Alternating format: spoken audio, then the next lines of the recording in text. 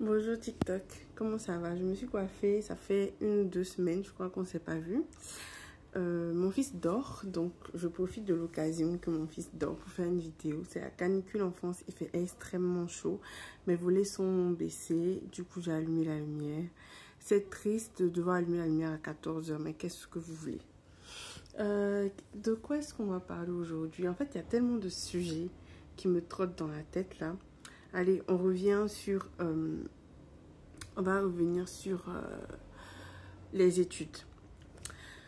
Je voulais partager le fait que je pense que les études des enfants, c'est quelque chose qui se planifie et que c'est un investissement qui se réfléchit tout simplement.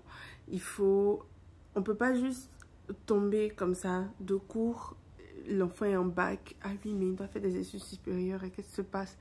Ah oui, mais en fait, je projette de l'envoyer au Ghana, aux États-Unis ou que sais-je, en France et tout et tout. Non, ça se prépare. Je sais pas comment ça se passe pour l'Amérique du Nord. Mais pour ce que je sais, par rapport à la France en tout cas, c'est quelque chose qui se planifie, qui se prépare à l'année du bac de l'enfant. Donc, avant même que l'enfant arrive au lycée ou quoi que ce soit, avant même que l'enfant arrive au lycée ou quoi que ce soit, il faut que le parent, en fait, il puisse épargner. Parce qu'au final, c'est ça qui va faire toute la différence, en fait. C'est le fric, c'est le money, c'est l'argent. Donc, il y a beaucoup de donc dans ma locution.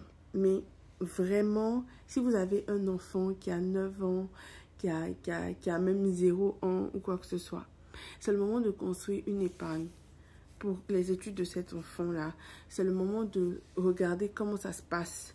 Et puis, à nos parents qui sont en Afrique, là, arrêtez de donner votre argent aux gens pour faire les papiers pour vous. Non, ça c'est hyper important. C'est un sujet qui me tient à cœur, que je trouve méga super important.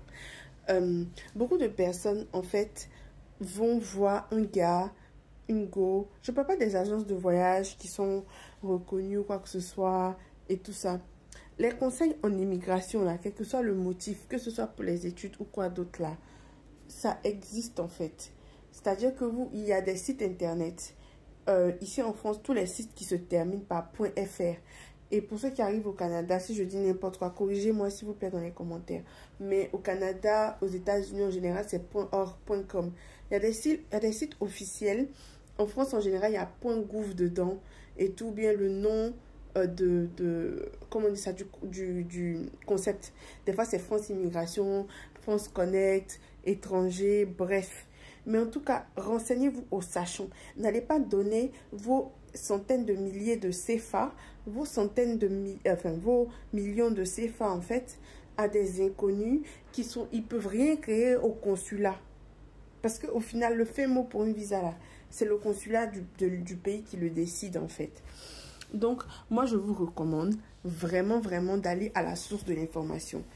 C'est vrai que beaucoup d'entre nous n'ont pas cette culture-là de faire des recherches Internet, Google, mais il serait temps de s'y mettre en fait. Il serait temps de le faire. Vous faites des recherches, vous dépensez moins d'argent, vous avez les bonnes informations, vous êtes mieux préparé.